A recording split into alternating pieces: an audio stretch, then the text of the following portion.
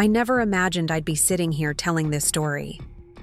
The day I overheard my son David tell his wife, "Mom's too old to notice anything happening right under her nose," something shifted inside me. A lifetime of trust crumbled in an instant. The security cameras I installed the very next day captured a conspiracy so calculated, so heartbreaking, that even now, months later, I struggle to comprehend how my own flesh and blood could betray me this way. They thought my age made me vulnerable and oblivious. They had no idea it had actually made me wise enough to recognize when something wasn't right. Before we jump back in, tell us where you're tuning in from, and if this story touches you, make sure you're subscribed, because tomorrow I've saved something extra special for you. People often say that retirement should be the golden years of your life. After working hard for decades, raising children, and weathering life's storms, you've earned the right to peace and security in your final chapter. That's what I believe too. My name is Eleanor Mitchell, though everyone calls me Ellie. At 73, I'd crafted what I thought was a comfortable, dignified retirement in the same two-story Victorian home where I'd raised my family in Maplewood Heights, a quiet suburb just outside of Portland. My husband Thomas passed away 5 years ago after 47 years of marriage.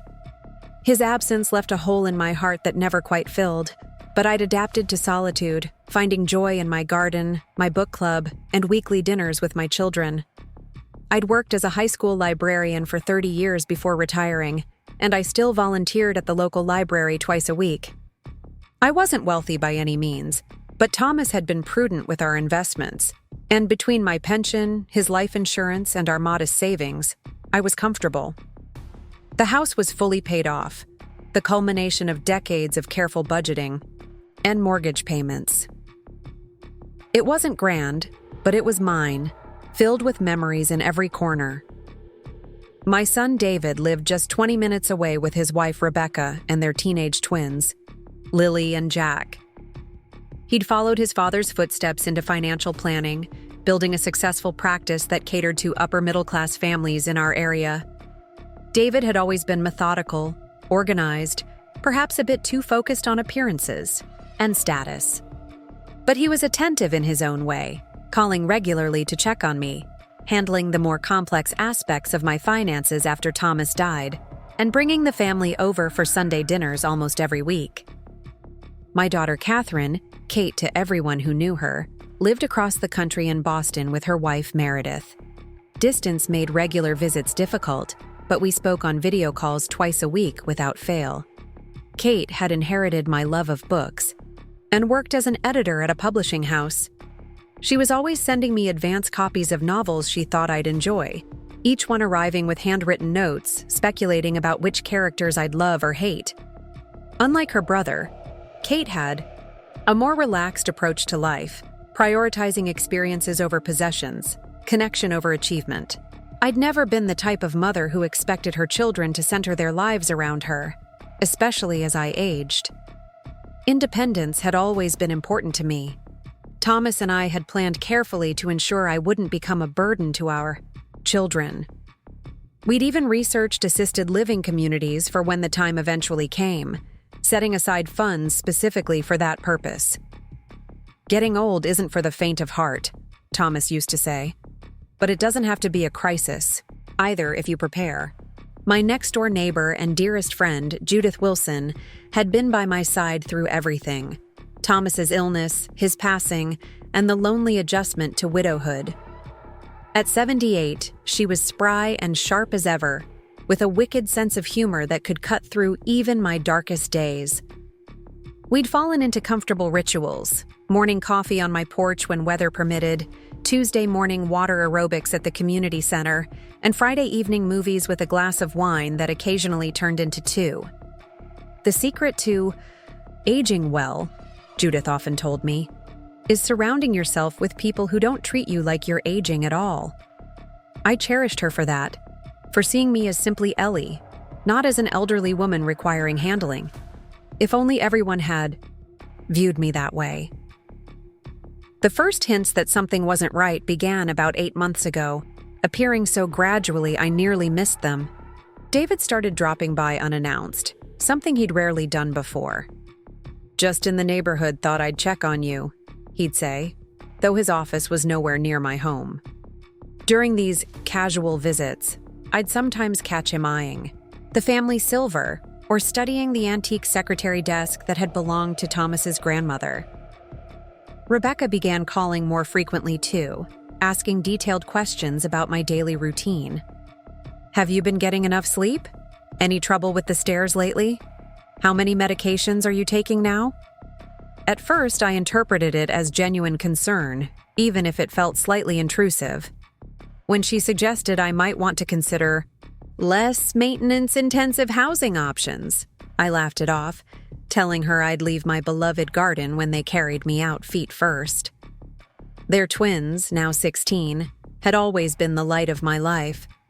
Jack was a talented pianist who reminded me so much of Thomas in his quieter moments. Lily, vivacious and opinionated, had my love of books and spent hours discussing her latest reads with me. But even their visits began to feel orchestrated, with David or Rebecca hovering nearby, steering conversations in odd directions. "Grandma, don't you get scared living in this big house all alone?" Lily asked one Sunday, her voice carrying a rehearsed quality that felt distinctly unlike her. When I glanced up, I caught David nodding slightly, encouragingly, from the doorway. The questions about my memory started innocuously enough. "Mom, didn't we talk about that doctor's appointment last week? You don't remember?" David would ask, furrowing his brow with concern, though I was certain we'd had no such conversation. Or Rebecca would insist I'd promised to give her my mother's pearl earrings for Lily's graduation, a gift I had specifically intended for Kate to have one day. Small items began disappearing from my home. Nothing valuable enough to cause immediate alarm, but personal treasures nonetheless. The silver letter opener Thomas had given me on our 25th anniversary, a small Waterford crystal paperweight that had sat on my desk for decades, the antique thimble collection my grandmother had passed down to me. When I mentioned these missing items, David would exchange concerned glances with Rebecca. "Mom, we talked about this," he'd say gently. "You gave the thimbles to Lily for her sewing projects, remember? Last month?" I hadn't. I would never have given those thimbles away, not even to my beloved granddaughter. They were meant for Kate, who had learned to sew at my grandmother's knee just as I had. But David's certainty made me question myself. Was I truly forgetting these conversations? At 73, wasn't some memory loss to be expected? I began keeping detailed notes in a journal, documenting conversations and decisions, determined to track any real patterns of forgetfulness. What emerged instead was a pattern of gaslighting so subtle I might never have noticed had I not been meticulously recording every interaction. The morning I found my deed and financial documents moved from their usual place in my home office was the first time real alarm bells rang.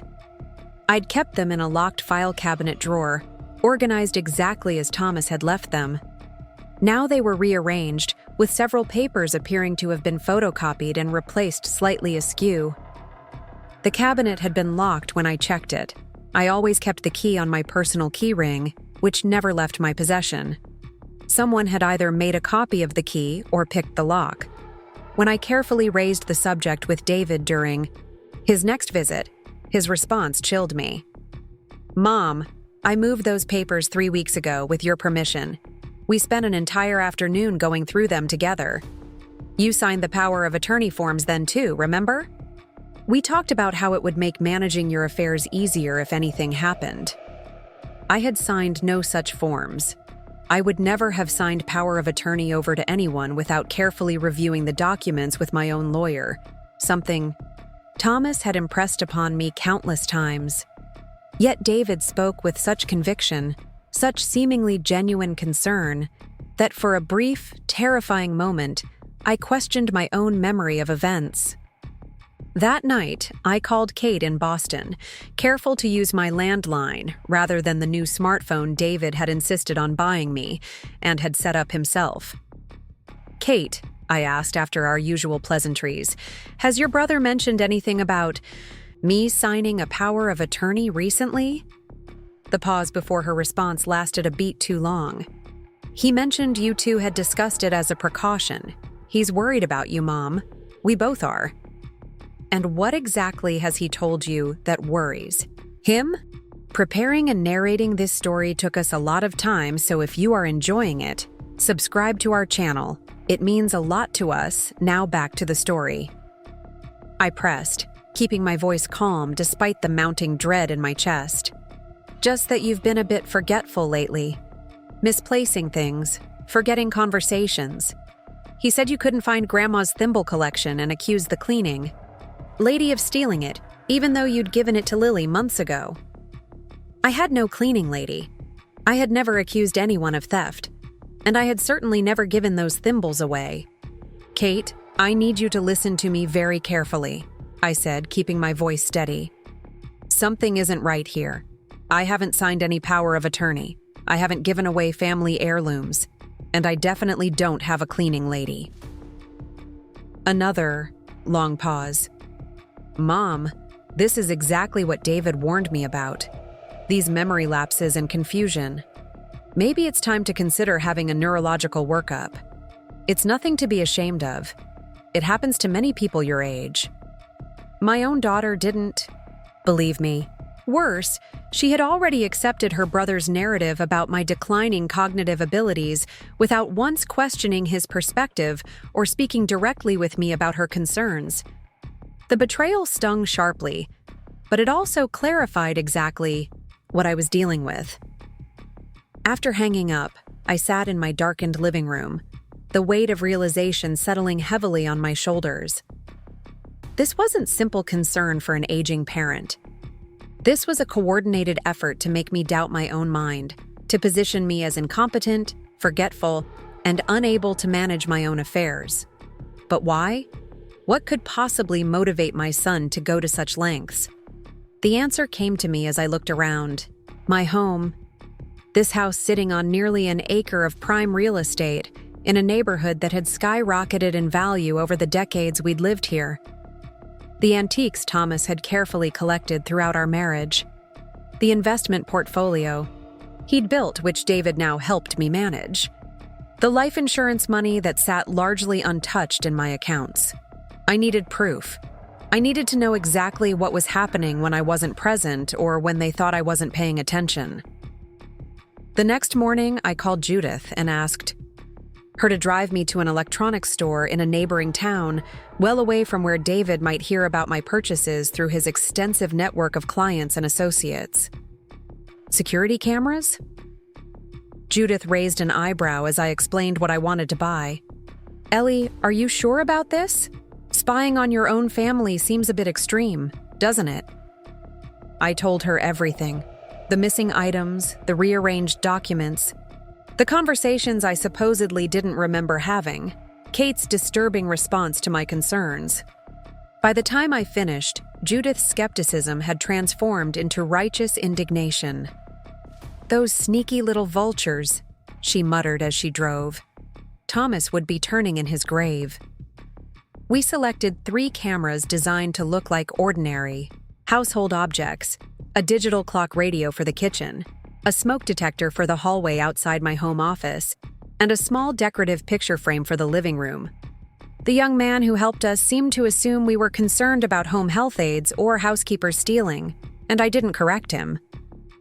It was less shameful than admitting I suspected my own son of manipulation and possible financial exploitation. Judith helped me set everything up, her arthritis-gnarled fingers surprisingly nimble with the small components. The cameras connected to an app on a new tablet we purchased separately from the one David had given me. I kept this tablet hidden, in a hollowed-out book in my bedside table, a hiding trick I'd learned from one of the countless mystery novels that filled my bookshelves. "Now we wait," Judith said grimly when we finished the installation. I didn't have to wait long. The very next day was Sunday, family dinner night. I deliberately left my purse with my house keys in the front hall while I worked in the kitchen. The smoke detector camera captured David slipping up the stairs while Rebecca engaged me in a detailed conversation about Lily's college prospects. He returned less than 10 minutes later, nodding subtly to his wife as he rejoined us. That night, after they left, I checked the footage. David had gone directly to my home office, used a key I never gave him to unlock my file cabinet, and photographed several documents with his phone. He then relocked the cabinet and checked my bedroom, opening drawers and even looking under my mattress before returning downstairs. I felt physically ill watching the footage, but I forced myself to continue, monitoring over the next 2 weeks. What I discovered was a systematic campaign to gain control of my assets. David made copies of all my financial statements. He searched my computer when I stepped out to get the mail. Most disturbingly, he brought a man he introduced as an old college friend to one Sunday dinner. A man who asked unusually detailed questions about my daily routines and health history. When I looked up this friend online later, I discovered he was actually Dr. Richard Novak, a geriatric psychiatrist specializing in capacity evaluations for guardianship proceedings. They had brought a doctor into my home under false pretenses to evaluate me without my knowledge or consent. But the moment that truly broke my heart came 3 weeks after installing the cameras. I had stepped outside to clip some roses for the dinner table, telling David and Rebecca I'd be a few minutes. The kitchen clock camera captured their conversation in my absence. "How much longer do we need to keep this up?" Rebecca asked, her voice low but clear. "The developer won't wait forever, and you know your sister will never agree to selling if she realizes what's happening." David sighed, loosening his tie. "Just a few more weeks. Dr. Novak says we have enough documentation of cognitive inconsistencies to make a case for a capacity evaluation. Once we have the guardianship in place, we can move forward without Kate's approval." "And she still doesn't suspect anything?" My son laughed, a sound that chilled me to my core. "Mom's too old to notice what's happening right under her nose. By the time she figures it out, if she ever does, it'll be too late. The house will be sold, and she'll be settled in Oak Ridge Gardens where the staff can handle her confusion and paranoia about missing belongings." Oak Ridge Gardens was not the upscale retirement community they had occasionally mentioned to me. It was a Medicaid-funded nursing home on the outskirts of town, known for its understaffing and basic care. The kind of place where people were sent to be forgotten. "What about her savings?" Rebecca asked. "The market's down right now." "Life insurance money isn't affected by the market," David replied. "And as her guardian, I'll have full discretion to manage her assets in her best interest. Dad left plenty. More than enough to cover her care and help us finally upgrade to something in Lakeside Estates." My son was planning to declare me incompetent, sell my home against my wishes, place me in a substandard facility, and use my life savings. Money Thomas had carefully ensured would provide for me until the end of my days, to buy himself a luxury home in the most expensive neighborhood in our region. And he was involving a medical professional to help him do it. I clutched the freshly cut roses so tightly that a thorn pierced my skin, a drop of blood falling onto my garden path. The physical pain barely registered against the agony of betrayal that consumed me. This was my son, the baby I had nursed through colic, the child whose nightmares I had soothed, the young man whose college tuition we had prioritized over vacations and new cars. Now he was systematically working to strip me of my autonomy, my home, and my dignity, all while smiling to my face and calling it concern. That night, after they left, I sat in Thomas's old leather chair, surrounded by the life we had built together, and allowed myself one evening of gut-wrenching grief. I cried for the son I thought I knew, for the trust that had been irrevocably broken, for the future that suddenly seemed frightening and uncertain. But as dawn broke the following morning, grief transformed into something harder, more determined. Thomas had always said I had a spine of steel beneath my gentle exterior. "My Ellie doesn't break," he'd told Kate once after a particularly difficult period in our lives. She bends, she adapts, but when it matters, she stands her ground. It was time to stand my ground. I had the evidence. Now I needed a plan. My first call wasn't to Kate or to the police, but to Marion Jenkins, a retired attorney who attended my book club. Though no longer practicing, she would know who to trust with something this sensitive. Within hours, she had connected me with Sophia Chen, an elder law attorney specializing in cases of financial exploitation. Unfortunately, Mrs. Mitchell, what you're describing is not uncommon, Sophia told me during our consultation the following day. Adult children sometimes convince themselves that they're acting in their parents' best interest while simultaneously serving their own financial needs. The manipulation of cognitive assessment is particularly troubling, but increasingly common. What can we do? I asked, showing her the video footage I'd collected. Sophia laid out a multi-pronged approach. First, obtain an independent neurological and cognitive assessment from doctors with no connection to David or his networks. Second, secure my financial accounts immediately. Third, revoke any existing powers of attorney and establish new ones with trusted individuals. And finally, document everything. This won't be easy, she warned me. Family exploitation cases rarely are. Your son has been creating a paper trail of your supposed cognitive decline. We need to create a more compelling record of your competence. The next 2 weeks were a flurry of appointments and legal maneuvers, all conducted with utmost secrecy. I underwent comprehensive neurological testing with specialists at a university medical center in a neighboring city. The results were unequivocal.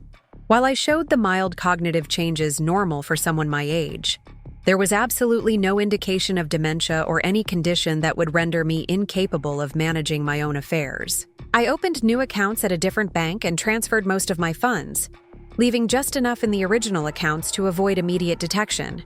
I changed my estate planning documents, removing David as my healthcare proxy and successor, trustee, naming Kate and Judith instead. I installed new locks on all doors and a security system that would alert me to entries and exits. Throughout this process, I maintained the facade of normalcy. Sunday dinners continued, though each one felt like an exercise in theater as I pretended not to know what David and Rebecca were planning. I carefully misplaced items they expected me to forget about. I feigned confusion about minor details while remaining meticulously organized about important matters. I was playing a role, the slightly befuddled elderly mother they believed me to be, while methodically dismantling their scheme. The hardest part was deciding when and how to involve Kate.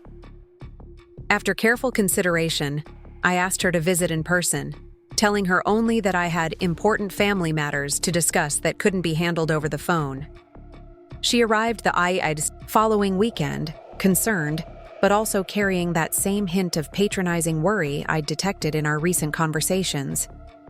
"Mom, what's going on? David says you've been acting strangely," she began as soon as she'd settled in the guest room. "I think it's best if I show you rather than tell you," I replied, leading her to the living room where I had set up the tablet to display the collected footage. "Before you watch this, I want you to know that I've been thoroughly evaluated by neurologists at Portland University Medical Center. I'm attaching their reports, which you can read after seeing these videos." For the next hour, Kate sat in growing horror as she watched her brother systematically plot to have me declared incompetent. When the final clip played, David discussing placing me in Oak Ridge Gardens while using my money to buy a home in Lakeside Estates, tears streamed down her face. "I believed him," she whispered, her voice breaking. "He called me twice a week, with updates about your episodes, your confusion. He had me convinced you needed intervention. I'm so sorry, Mom. I should have known better." "He's your brother," I said, taking her hand. "You had no reason to doubt him." Kate's journalist instincts quickly took over once the initial shock subsided. "We need to confront him immediately. We need to stop this." "And we will," I assured her. "But we're going to do it my way." Together with Kate, Judith, and Sophia, we crafted a strategy that would not only protect me, but also create undeniable evidence of David's actions. The confrontation needed to happen on my terms, in a controlled environment, with witnesses present. We decided to stage an impromptu family meeting the following Sunday, with Sophia arriving midway through as a surprise guest. In preparation, I collected all the evidence, the neurological evaluations, statements from my bank showing the patterns of my financial management, demonstrating my competence, the detailed journal I'd kept, and of course the video footage. I also filed formal complaints with the state medical board regarding Dr. Novak's unethical conduct and with the financial regulatory authorities about David's professional misconduct, as he had clearly violated his fiduciary responsibilities as a financial planner. The day before the confrontation, I made one final, difficult decision. I called Jack and Lily directly and asked them to come over without their parents' knowledge. These teenagers deserved to understand what was happening in their family, though I dreaded causing them pain. When they arrived, looking confused and slightly worried, I sat them down in the sunroom and chose my words carefully. "I love you both more than I can express," I began. "And what I'm about to tell you will be hard to hear. But you're old enough to know the truth, and I respect you. Too much to keep you in the dark." I didn't show them the videos. That would have been too cruel. But I explained in general terms what their father had been planning. Their reactions spoke volumes about their characters. Jack went silent, his face pale with shock. Lily, always quicker to emotion, burst into tears. "But why would Dad do this?" she demanded. "It doesn't make any sense." "People sometimes make terrible choices when money is involved," I said gently. "Your father may have convinced himself he was acting in my best interest, or perhaps he truly believed I was declining. I don't know what's in his heart." "What's going to happen?" Jack asked, his voice steady despite the turmoil clearly visible in his eyes. "Tomorrow, I'll be confronting your parents with what I know. It won't be pleasant, and it will likely change our family dynamic permanently. I wanted you to hear it from me first, so you wouldn't be blindsided. And I want you to know that no matter what happens with your father, my love for you will never change." Lily threw her arms around me. "We'll stand by you, Grandma. Right, Jack?" Jack nodded solemnly. "Always." Their unconditional support brought tears to my eyes. These wonderful young people, products of a home where deceit had become commonplace, still possessed moral clarity and compassion that humbled me. That night, I barely slept. I sat in Thomas's old armchair by the bedroom window, watching the moonlight cast shadows across the garden he had loved so dearly. "Am I doing the right thing?" I whispered to his memory. "Is there a better way?" The silence offered no answers, but somehow I felt his steadying presence, the quiet strength that had anchored our marriage for 47 years. By morning, a strange calm had settled over me. Whatever happened today, I would face it with the dignity Thomas would have expected of me. I wouldn't allow anger or vindictiveness to guide my actions, but neither would I shrink from the necessary confrontation. My home, our home, felt like a sanctuary preparing for battle, its familiar walls gathering themselves for what was to come. Judith arrived early, bringing homemade cinnamon rolls and her unwavering support. "You look exhausted," she observed, setting the pastries on the kitchen counter. "Did you sleep at all?" "Not much," I admitted, pouring us both coffee. I kept thinking about how we got here. All those Sunday dinners, all those conversations. How long has David been planning this? Was there something I missed years ago? Some sign that might have prevented this? Judith shook her head firmly. "Don't do that to yourself, Ellie. This isn't your failure. It's his choice. And from what those cameras showed, it's been a calculated, deliberate choice." She reached across the table to squeeze my hand. "You raised 2 children in the same home with the same values. Kate turned out just fine. Whatever twisted David's moral compass, it wasn't your parenting. Kate arrived next, having caught the first morning flight from Boston. She'd been on the phone with Meredith half the night, strategizing and processing the emotional weight of what was coming. Meredith wanted to fly out too, she told me, setting her suitcase in the guest room. But I thought having too many people might make David defensive. We need him calm enough to understand exactly what he's done. Are you ready for this? I asked her, noting the dark circles under her eyes that matched my own. Not even slightly, she admitted with a humorless laugh. But then again, who could ever be ready to confront their brother about trying to declare their mother incompetent for financial gain? She sat heavily on the edge of the guest bed. I keep thinking about Dad.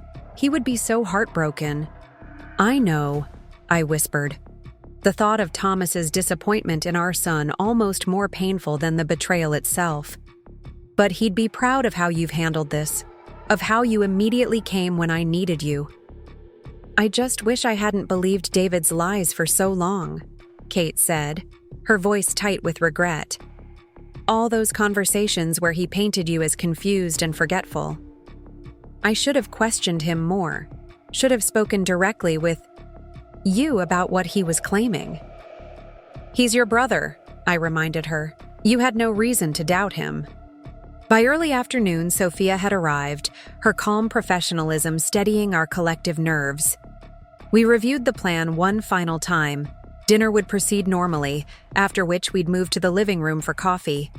At that point, Sophia would arrive unexpectedly, and we would present David and Rebecca with the evidence and consequences. Remember, Sophia cautioned us, the goal isn't to shame or humiliate them, however deserved that might be. The goal is to protect Mrs. Mitchell's autonomy and assets while establishing clear boundaries and consequences. She looked at me directly. Are you absolutely certain you don't want to pursue criminal charges? The evidence would support it. I nodded firmly. I'm certain. David is still my son, despite everything. I won't be the one to send him to prison, but I also won't allow him to take advantage of me any further. The hours before their arrival stretched endlessly. I prepared Thomas's favorite pot roast mechanically, my hands following the familiar recipe while my mind rehearsed what I would say when the moment came. Kate helped set the table, polishing the good silver we used for special occasions. Judith arranged flowers from my garden in the crystal vase that had been my mother's. These small, ordinary tasks anchored us in the approaching storm. By 4 o'clock, everything was ready. The dining room table gleamed in the afternoon light. The aroma of pot roast and rosemary filled the house. The folders containing the evidence sat unobtrusively in Sophia's briefcase in the guest room.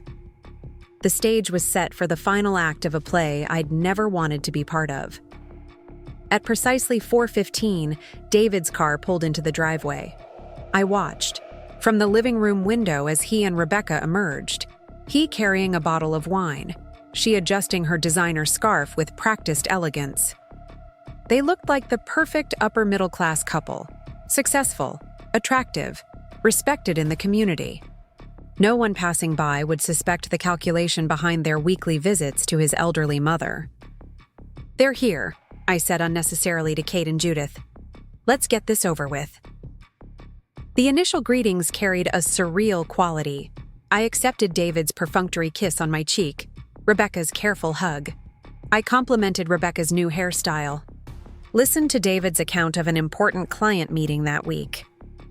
We performed the rituals of family gathering, while an invisible clock ticked down to the moment of truth. Dinner proceeded with excruciating normalcy. I served the pot roast, listened to their hollow compliments about the meal. David asked about my week in that slightly over-enunciated way he had adopted recently, as though I were hard of hearing or slow to comprehend. I answered pleasantly, all the while noticing how he subtly checked his watch, how Rebecca steered the conversation toward my supposed difficulty managing the house. Mom, have you given any more thought to those retirement communities we discussed? Rebecca asked, her voice dripping with manufactured concern. The one on Westover Drive has a unit available next month, We could tour it together if you'd like. I'm quite content here, I replied mildly, catching Kate's eye across the table. This house suits me perfectly. But it's so much maintenance, David interjected. The yard alone must be overwhelming, especially with summer coming. And those stairs can't be getting any easier to manage. Actually, Kate cut in, her voice deceptively casual. Mom and I were just talking about how she's been managing everything beautifully. Weren't we, Mom? David shot his sister an irritated glance. Kate, you're only here occasionally. Rebecca and I see Mom weekly. We notice the small changes, the little struggles that Mom might not even be aware of. The condescension in his voice, as though I weren't present at my own dinner table, crystallized everything the hidden cameras had revealed. I wasn't a mother to be respected, or a person with agency in their eyes. I was an obstruction to their plans, a problem to be managed, an asset to be liquidated. As we finished the main course, I excused myself to bring out dessert, a lemon meringue pie that had been Thomas's favorite. In the kitchen, I took a moment to steady myself, hands braced against the counter. Through the window, I could see the garden where Thomas and I had spent countless evenings, planning our future, discussing our children, sharing our dreams. What would he say if he could see our son now, plotting against me in our own home? You can do this, Ellie. Judith's voice came from behind me. She had followed me into the kitchen, concerned by my extended absence. Just a little while longer. I nodded, squaring my shoulders. I know, it's just hearing him talk about me that way, as if I'm already gone, as if my opinions and wishes don't matter. It hurts more than I expected. Use that hurt, she advised quietly. Channel it into strength. They're counting on you being too polite, too maternal to stand up for yourself. Prove them wrong. With the pie served and coffee poured, we moved to the living room as planned. David settled into Thomas's old leather armchair, a choice that felt oddly symbolic, while Rebecca perched beside him on the matching ottoman. Kate and I took the sofa, with Judith in the adjacent wingback chair. The conversation had just turned to Jack and Lily's college prospects when the doorbell rang precisely on cue. Are you expecting someone? David asked, a slight furrow appearing between his brows. Actually, yes, I replied, my voice steadier than I had anticipated. Kate, would you mind getting the door? Who is it? David pressed, his discomfort, with unscheduled variables already evident. You'll see in a moment, I said, meeting his gaze directly. Kate returned with Sophia, who entered with professional poise, briefcase in hand.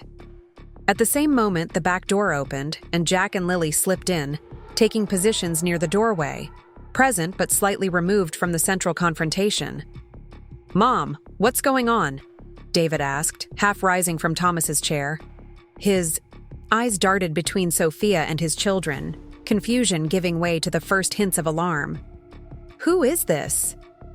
David, Rebecca, I said, my voice calm despite the thundering of my heart. This is Sophia Chen, my attorney. Your attorney? Rebecca echoed, her perfectly manicured hand fluttering to her throat. Is everything all right? No, I said simply. Everything is very much not all right. Sophia stepped forward, opening her briefcase on the coffee table. Mr. and Mrs. Mitchell, I represent your mother in a matter of serious concern. Before we proceed, I want to be clear about the purpose of this meeting. We're here to address evidence of attempted elder exploitation and to establish a path forward that protects Mrs. Mitchell's interests without necessitating criminal charges. The color drained from David's face. Criminal charges? Mom, what is she talking about? Instead of answering directly, I nodded to Sophia, who removed several folders from her briefcase and handed one each to David and Rebecca. These folders contain transcripts and still images from security camera footage taken in this house over the past 3 weeks. I suggest you review them before we continue. The silence as they opened the folders was absolute. I watched their expressions transform as they realized what they were seeing. David searching my office, their conversation about Oak Ridge Gardens, the meeting with Dr. Novak. Rebecca's hand flew to her mouth in horror. David's face hardened into a mask of calculated defense. "Mom," he began, his tone shifting to one of injured reasonableness.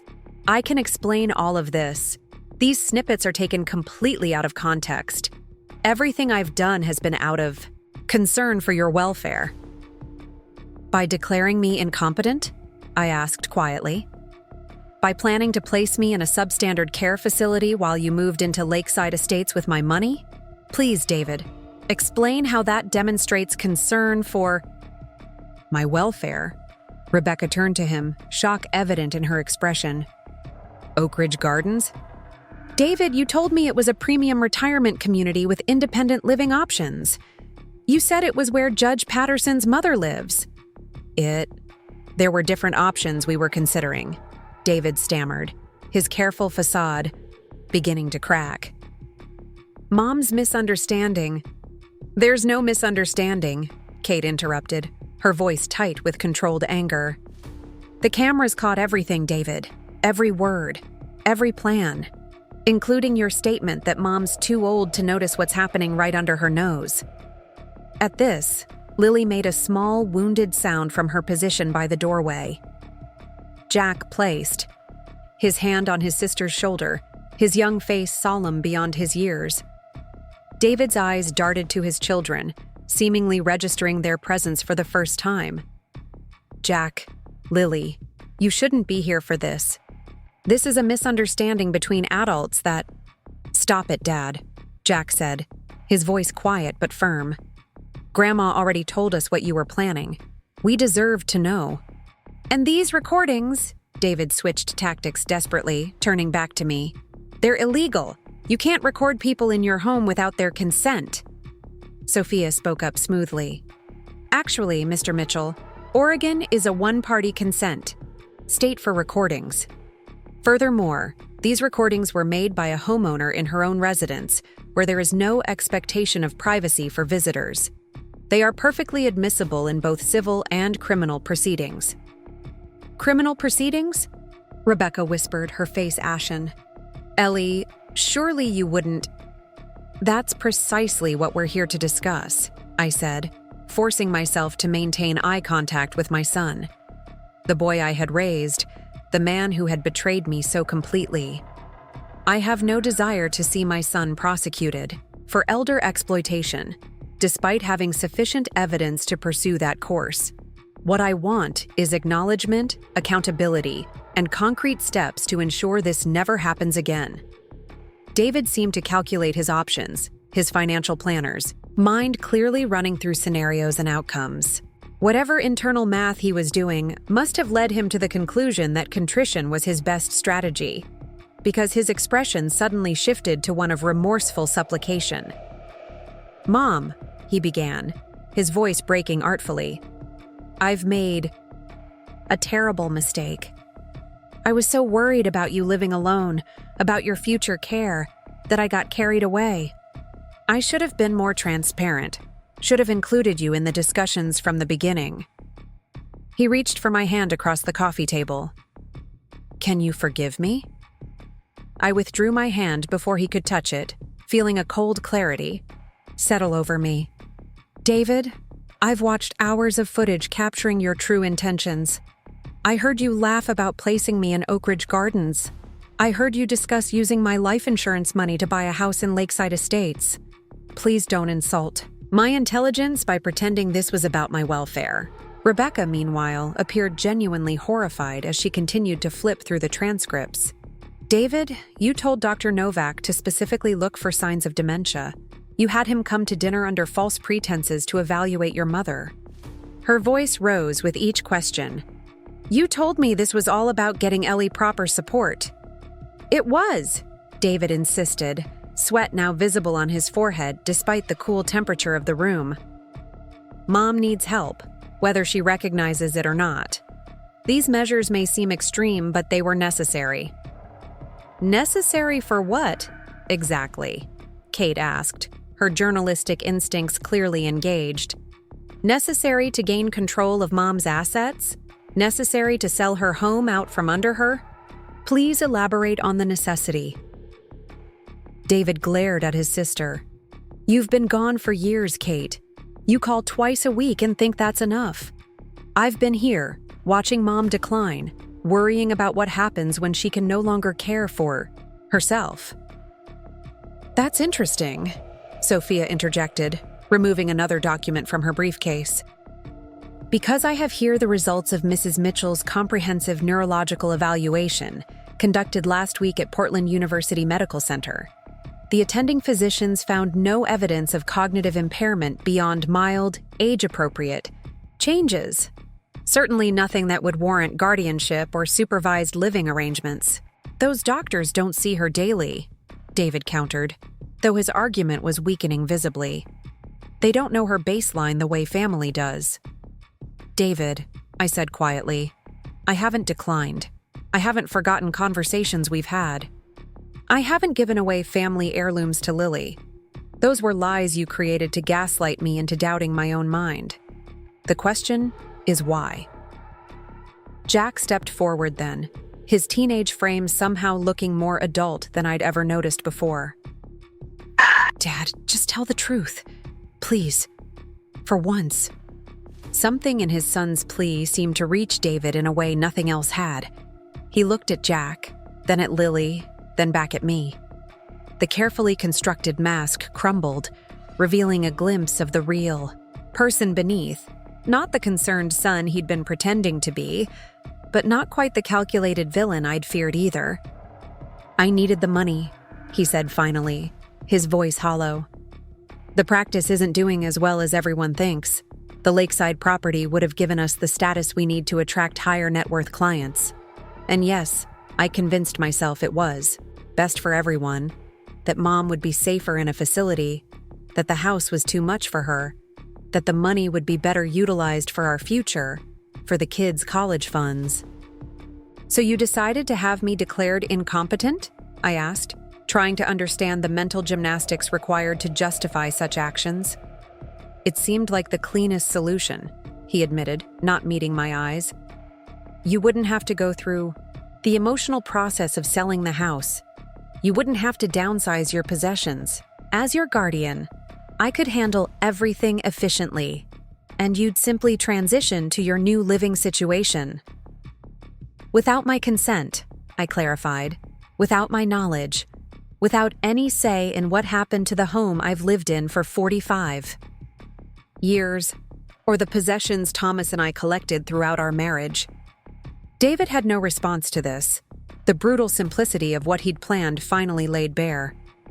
And what about telling Kate I was experiencing cognitive decline? I pressed. What about involving Dr. Novak in your scheme? What about systematically gaslighting me into questioning my own memory? I needed documentation, he said quietly, for the guardianship petition, and I needed Kate to support it when the time came.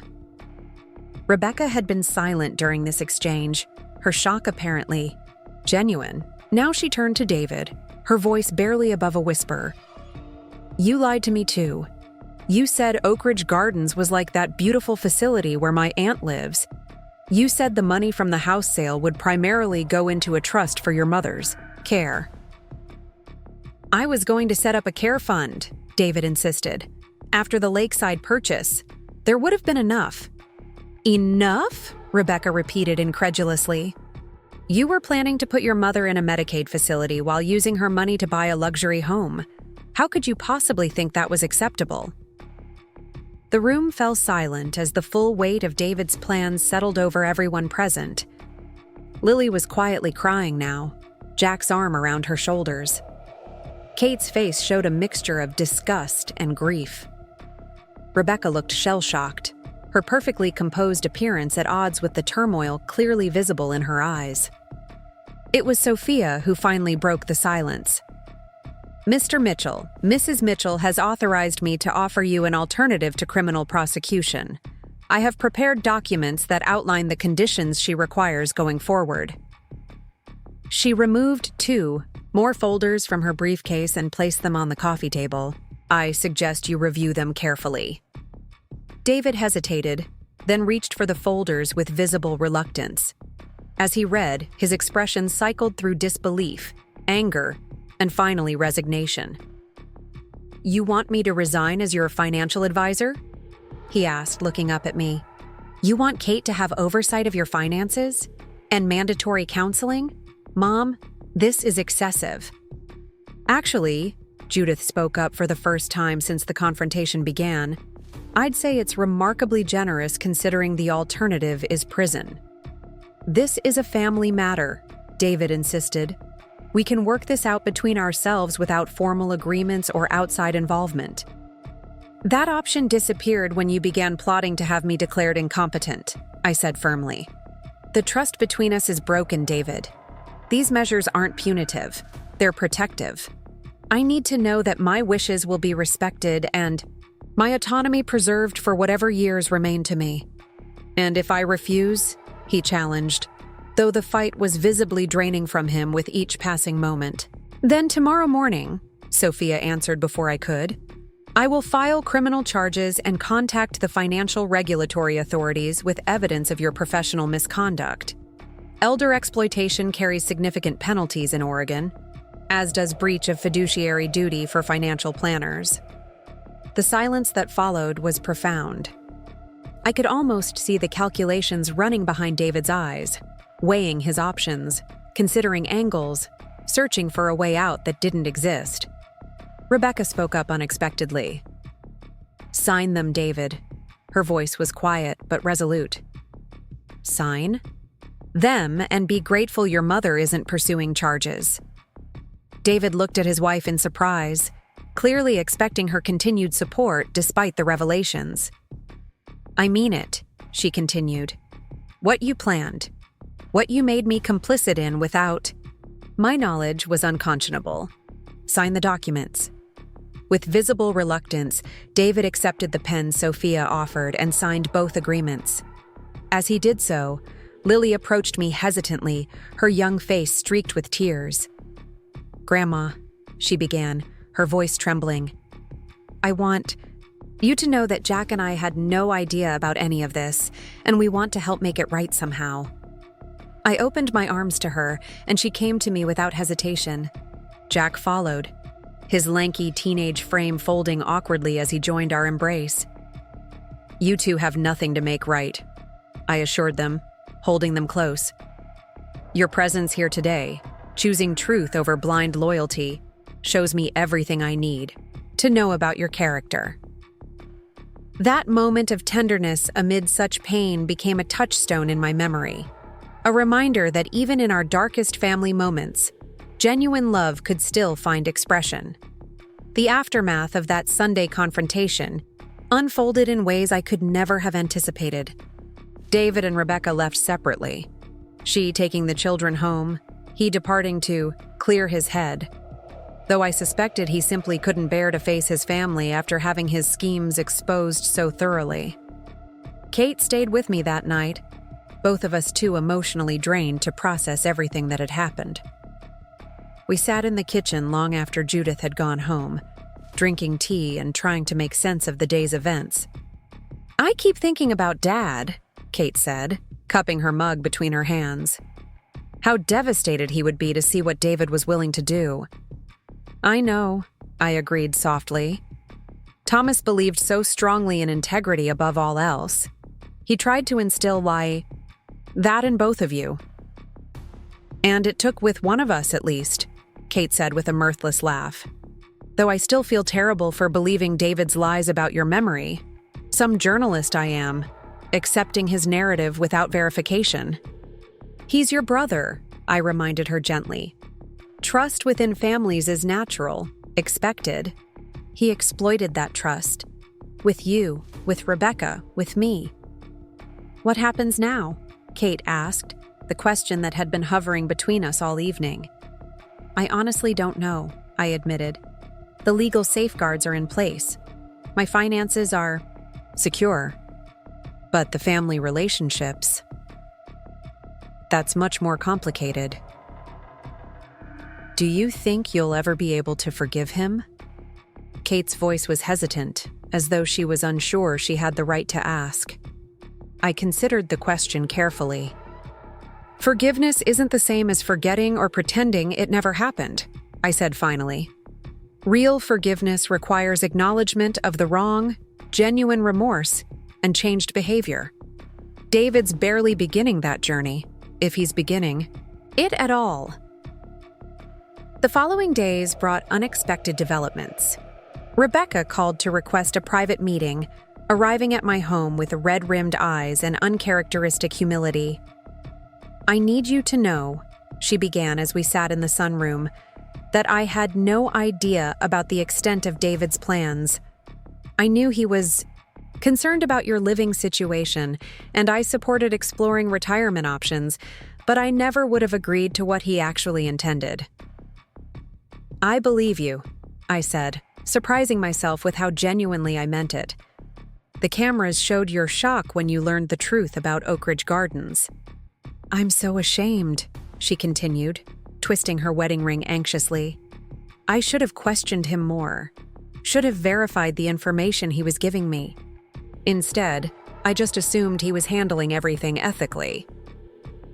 We all made that assumption, I said gently.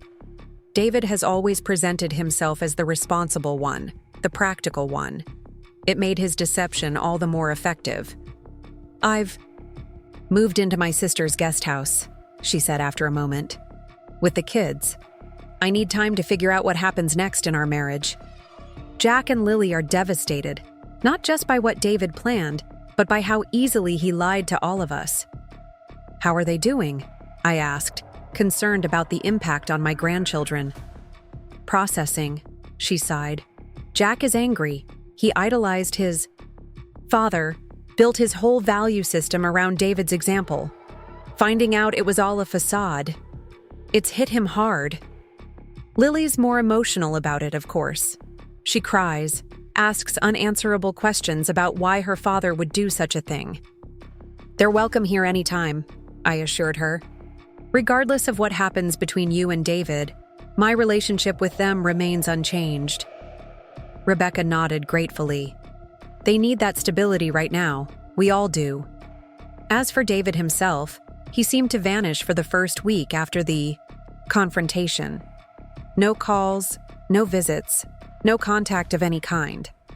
I later learned he had checked into a hotel downtown, allegedly to give everyone space, though I suspected he simply couldn't face the consequences of his actions.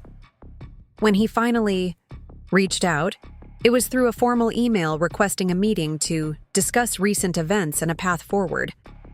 The corporate language felt like another barrier, another way to avoid genuine emotional reckoning. I agreed to meet him at a neutral location, a quiet cafe downtown that Thomas and I had often visited. Kate insisted on accompanying me, protective, and suspicious of David's intentions, despite my assurances that I could handle the encounter. He was waiting when we arrived, dressed in a casual sweater rather than his usual business attire, an obvious attempt to appear approachable and contrite. The dark circles under his eyes suggested he hadn't been sleeping well. Small comfort, given the anguish he had caused. "Mom, Kate," he greeted us, standing awkwardly as we approached the table. "Thank you for meeting me." "Let's skip the pleasantries," Kate said, her tone making it clear this wasn't a social call. "What do you want, David?" He flinched slightly at her directness. "I wanted to apologize in person, to try to explain, though I know no explanation can justify what I plan to do." "I'm listening," I said, settling into my chair and studying his face for signs of genuine remorse versus calculated performance. "The financial planning practice has been struggling," he began, staring into his untouched coffee. "The market downturn hit our client base hard. We've lost several major accounts.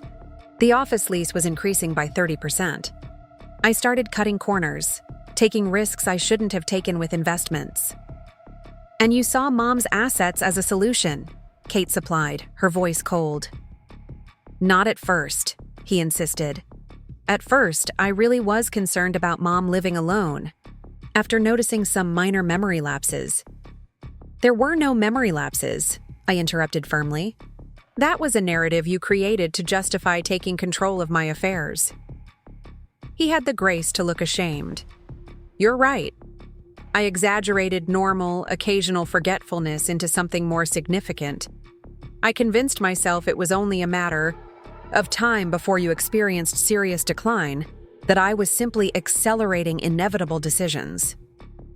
By having me declared incompetent and institutionalized, I clarified, keeping my voice level despite the hurt his words triggered.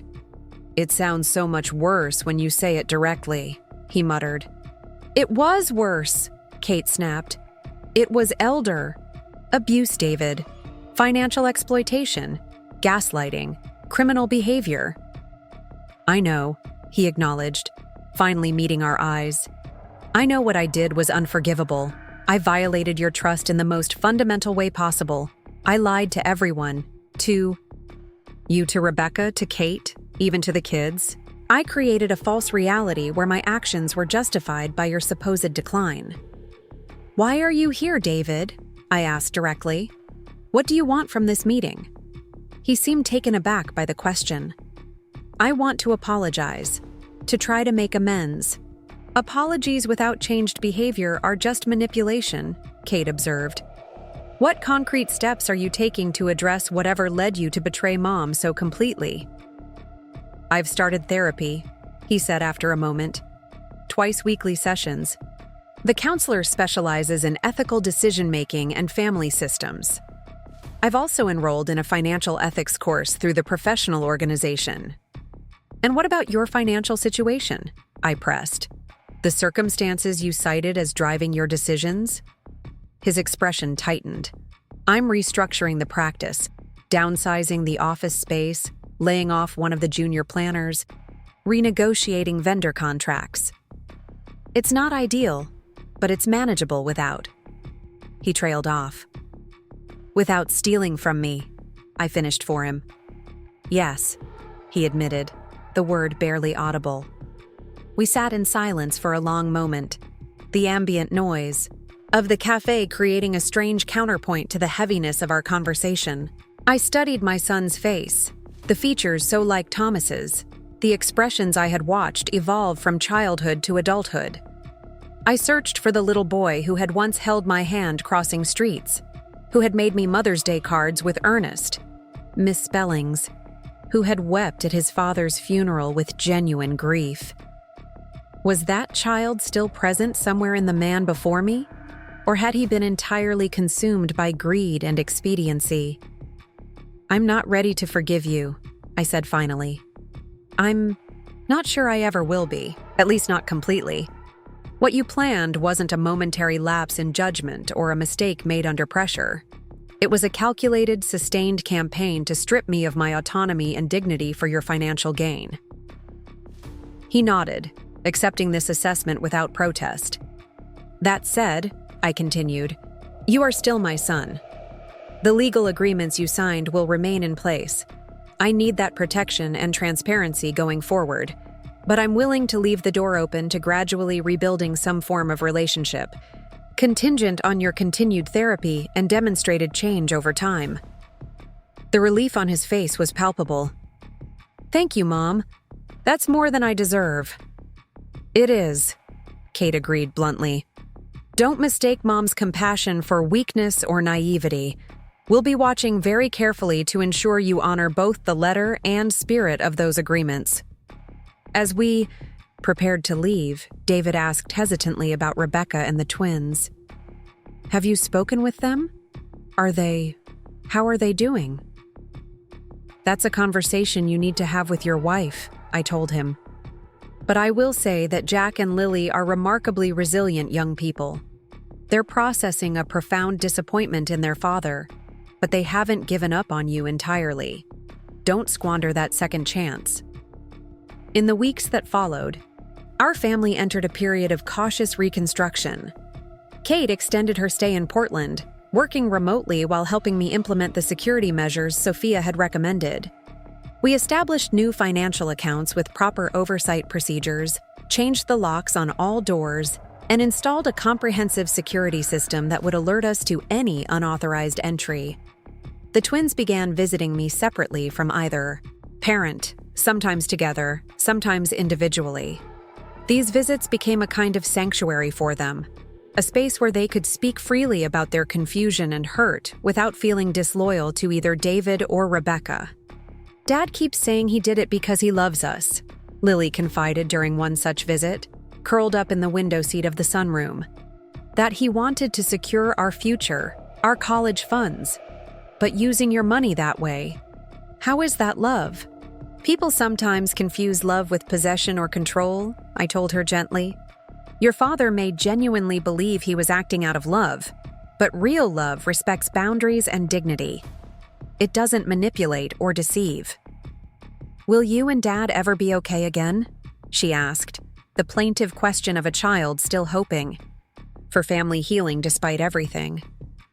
"I don't know, sweetheart," I answered honestly. "That depends on many factors, including whether your father is truly willing to examine his actions and change his perspective. But I can promise you that my love for you and Jack remains constant. Nothing that's happened changes that." Jack's visits took a different tone. At 16, he was wrestling with questions of masculinity and moral character, seeing for the first time how a respectable exterior could mask profound ethical failures. "I always wanted to be like Dad," he confessed, during an afternoon spent helping me in the garden, Thomas's garden, which I was determined to maintain. Successful, respected, confident. Now I don't know what to think. Was it all fake? Has he always been willing to hurt people to get what he wants? I handed him a trowel, directing him to the bed of rosemary that needed weeding. Physical activity often made difficult conversations easier, something Thomas had understood instinctively with our children. "People are complicated, Jack. Your father has many facets, some admirable, some deeply flawed. This terrible lapse in judgment doesn't erase the good qualities he possesses, but it does call into question the values underlying his choices." "How do I know I won't turn out like that?" he asked, the question clearly having weighed on him. "If I could be so wrong about Dad, how can I trust my own judgment?" I put down my gardening gloves and turned to face him directly. "By examining your motives honestly, by asking yourself not just what you want, but why you want it, and at what cost. By valuing people over possessions and integrity over appearances." "Like Grandpa did," he said quietly. "Yes," I agreed, feeling a surge of gratitude that Thomas's example still lived in our grandson's memory. "Exactly like your grandfather did." Rebecca and David entered counseling, separately at first, then together as they cautiously explored whether their marriage could survive what had happened. She maintained their separation, keeping the children in her sister's guest house while David remained in a rented apartment downtown. "He's trying," she told me during a coffee visit about 2 months after the confrontation. "The therapist says he's doing the work, really engaging with how his value system became so distorted. But I don't know if I can ever fully trust him. Again, not after seeing how convincingly he could lie to all of us." Trust, once broken, is extraordinarily difficult to rebuild, I acknowledged. "Whatever you decide about your marriage, you need to prioritize your own emotional well-being and the children's stability." She nodded, twisting her wedding ring, a nervous habit I'd noticed had intensified since the revelation. "The hardest part is that I still love him. Despite everything, despite the lies and manipulation, there's still 20 years of shared history, of building a life together. How do I reconcile that with what he planned to do to you?" I had no easy answer for her. The same question haunted my own relationship with David.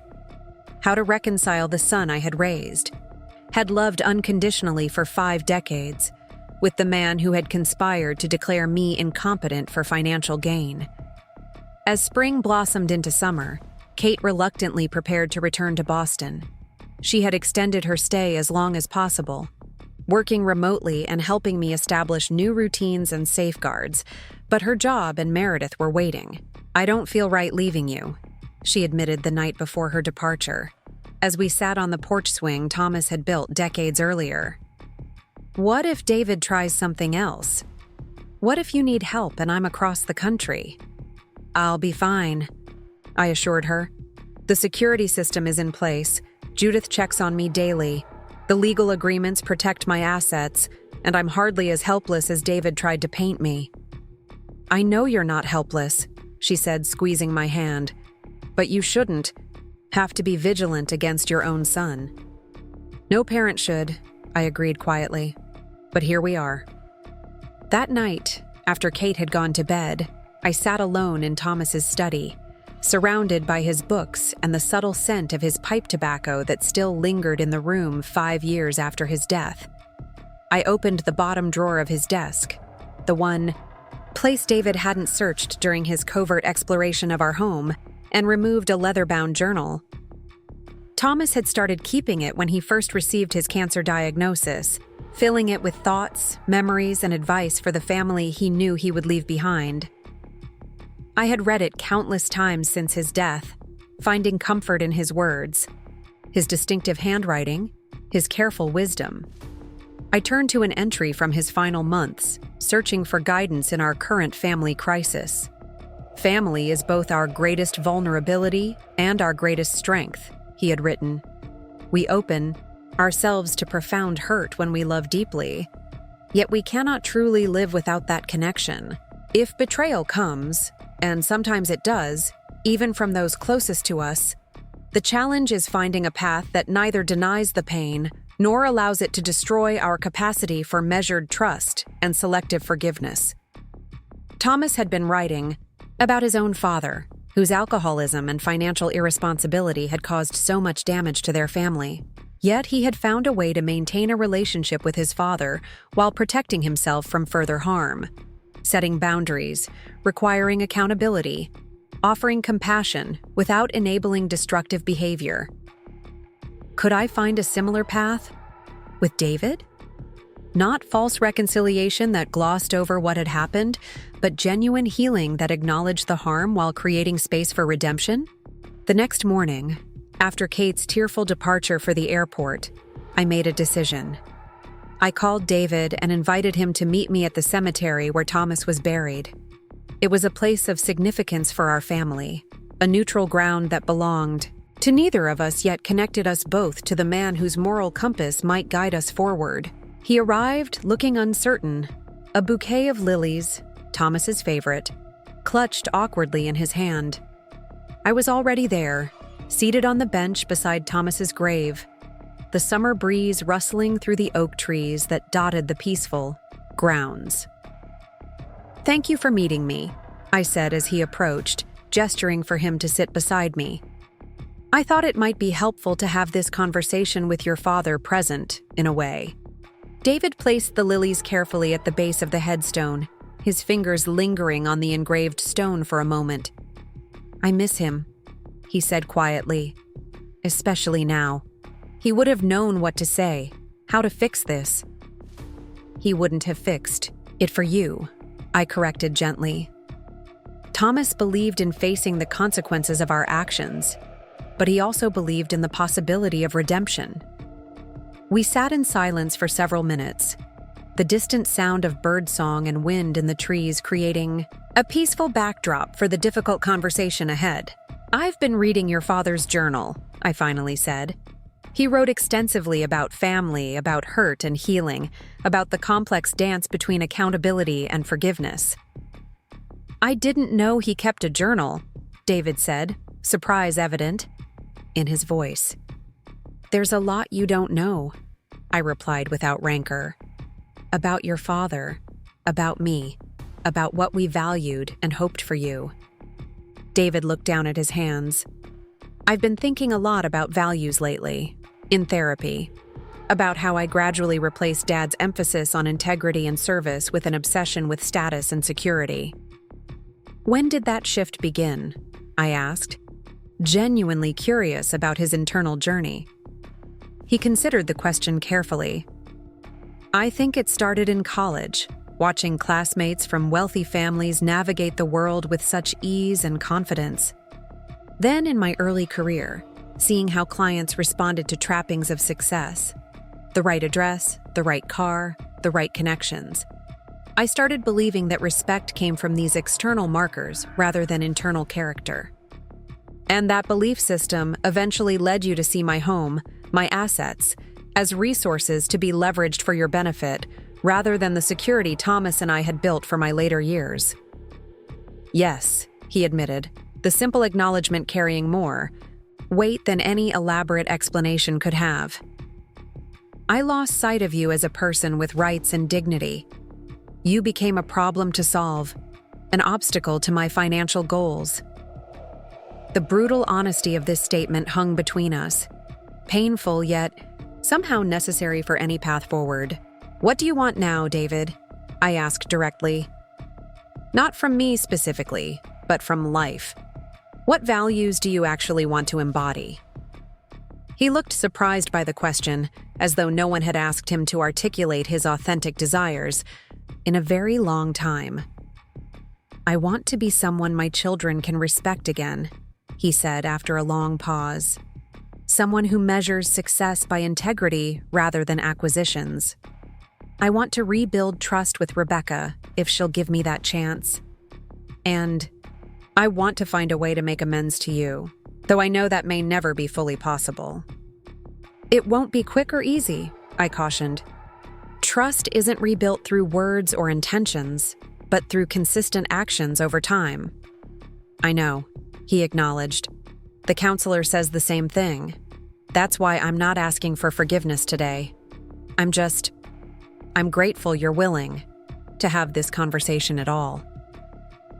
As we sat there beside Thomas's grave, I felt some of the tightly wound tension begin to ease within me.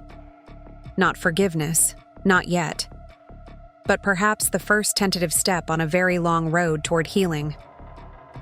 I'd like to show you something, I said, reaching into my purse and removing Thomas's journal. I opened it to the entry I had read the night before, passing it to David. Your father wrote this during his final months. I think he would want you to read it now. David accepted the journal with visible emotion, his hands trembling slightly as he recognized his father's handwriting. As he read, tears welled in his eyes, spilling silently down his cheeks. He knew, David whispered when he finished. He understood the temptation, the pull toward materialism and status. He struggled with it too. Everyone struggles with something, I said gently. The question is whether we recognize our vulnerabilities and fight against them, or surrender to them and justify our surrender. I surrendered, David admitted, closing the journal carefully and returning it to me. And then I built elaborate justifications for my choices. Yes, I agreed, neither condemning nor absolving. And now you have the opportunity to choose differently going forward.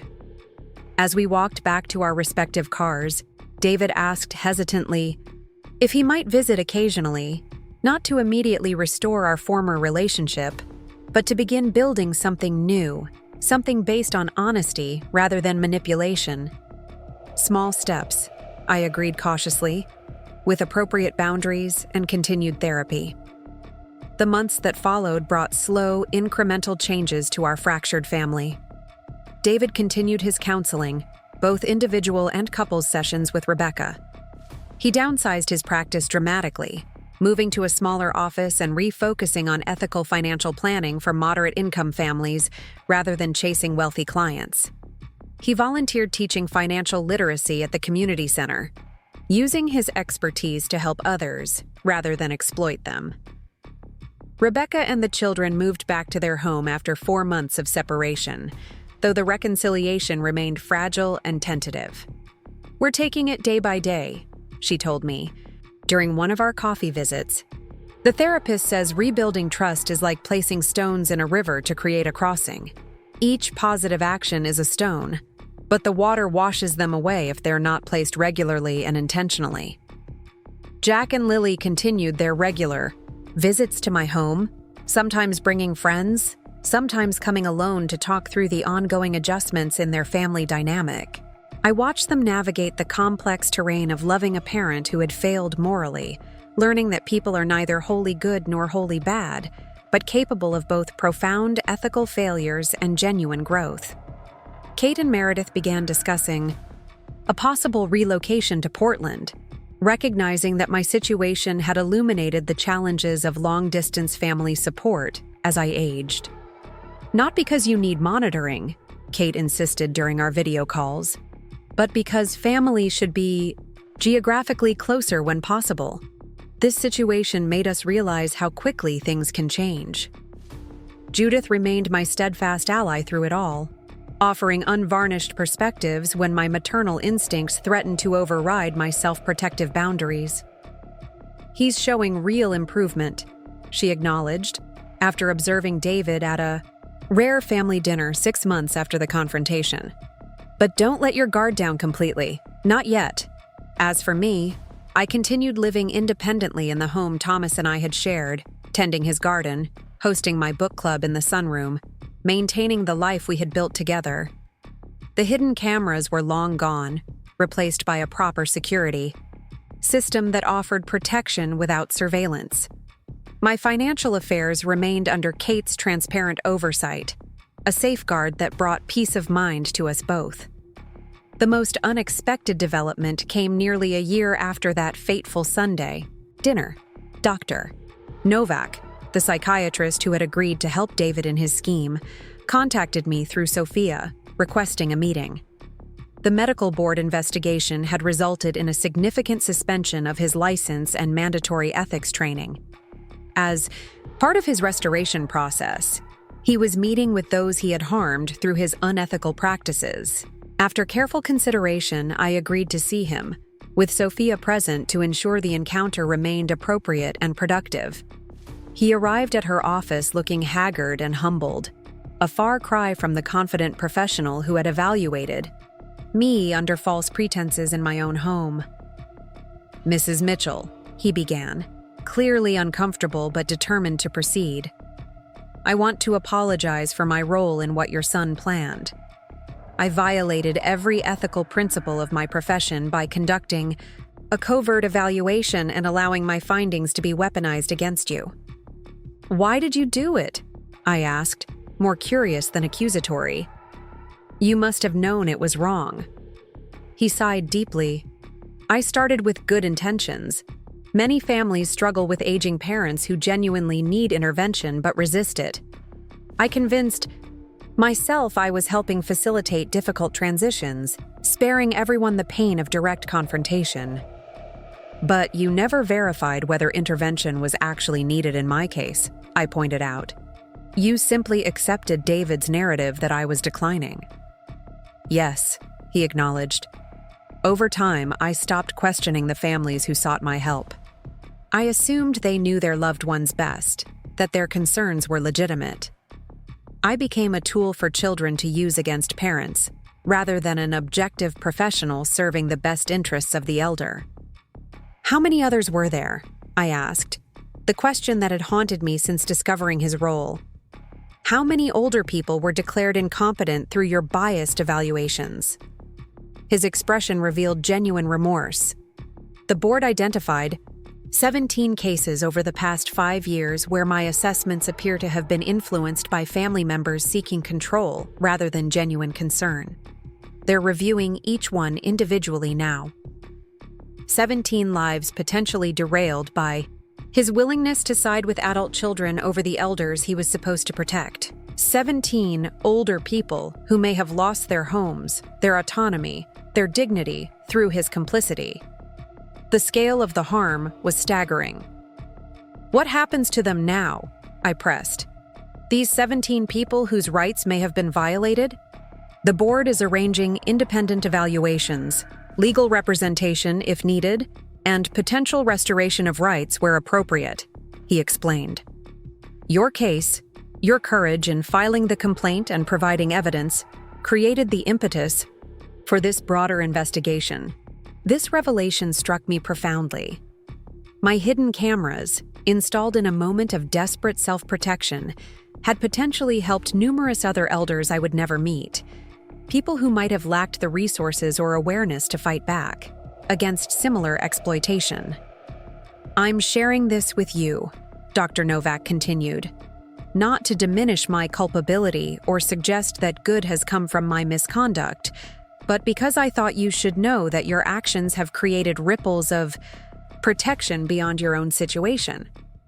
As I left Sophia's office that afternoon, I felt a curious mixture of sorrow and validation.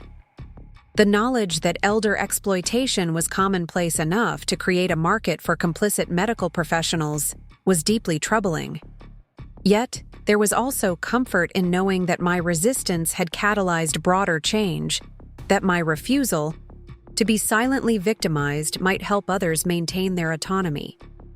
That evening, sitting in my garden as twilight settled over the neighborhood, I reflected on the long, painful journey of the past year. The betrayal had forever altered my relationship with David, creating a wariness that would likely never fully dissipate. Yet it had also strengthened connections I might otherwise have taken for granted, with Kate, with Judith, with Jack and Lily, even with Rebecca in her own complex way.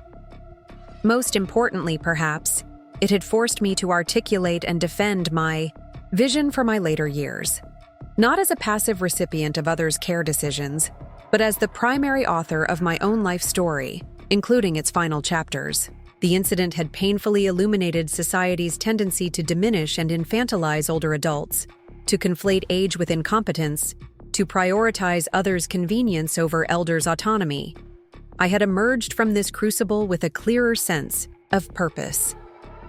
In recent months, I had begun speaking at senior centers about financial exploitation and the importance of maintaining control over one's affairs regardless of age. I shared my story, not the raw, painful details, but the essential lessons, with others who might be vulnerable to similar manipulation. Being elderly doesn't mean being diminished, I would tell these audiences of my contemporaries. It means having decades of wisdom to draw upon when facing life's challenges. Use that wisdom to protect yourself. These talks had gradually expanded to community organizations, elder law seminars, even a local television interview about protecting older adults from financial exploitation. What had begun as a deeply personal trauma had evolved into an advocacy role I never would have sought but now embraced with increasing confidence. David attended one of these presentations unannounced, sitting quietly in the back row of the community center. I spotted him midway through my talk, but continued without acknowledging his presence, describing in general terms how family members sometimes convince themselves they're acting in an elder's best interest while serving their own financial needs. Afterward, as attendees gathered around me with questions and shared experiences, he waited patiently until the crowd had dispersed. "You're very good at this," he said simply. "Very clear, very compelling." "Thank you," I replied, unsure of his purpose in attending. "I almost left when I realized what the topic was," he admitted. "It felt like seeing myself as the villain in your story. But I'm glad I stayed. I'm trying to understand the impact of what I nearly did, to see it from the perspective of those who might have been hurt." It was perhaps the most genuine statement he had made since the confrontation, an acknowledgement not just of his actions, but of his ongoing effort to comprehend their significance from my viewpoint. "That's important work," I said, recognizing the emotional courage such perspective-taking required. "For whatever it's worth, I see your efforts to change, to understand. They matter, even if they can't erase what happened." We walked together to the parking lot, the late afternoon sun casting long shadows across the pavement. Before we parted, "Ways," David asked hesitantly if I might be willing to share Thomas's journal with him again. Not just the single entry I had shown him at the cemetery, but the entire record of his father's thoughts and wisdom. "I'm trying to reconnect with Dad's values," he explained. "To remember the man he was, the example he set, before I lost my way so completely." I considered his request carefully. The journal was intensely personal, containing Thomas's private reflections on his illness, our marriage, his hopes and fears for our children. Sharing it would be a significant act of trust at a time when trust remained fragile between us. "I'll think about it," I promised, neither refusing nor immediately agreeing. "It's a profound window into your father's mind and heart. I need to be certain about sharing something so intimate." He nodded, accepting this boundary without protest, a small but meaningful indication of his changing approach to my autonomy. 2 years passed, bringing both healing and permanent change to our family landscape. Rebecca and David remained together, their marriage altered but ultimately strengthened by the intense therapeutic work that followed his exposure. They sold their oversized home in the exclusive neighborhood they had stretched to afford, purchasing a modest craftsman bungalow that allowed them to live within their means without constant financial pressure. Kate and Meredith did relocate to Portland, buying a small house just 10 minutes from mine.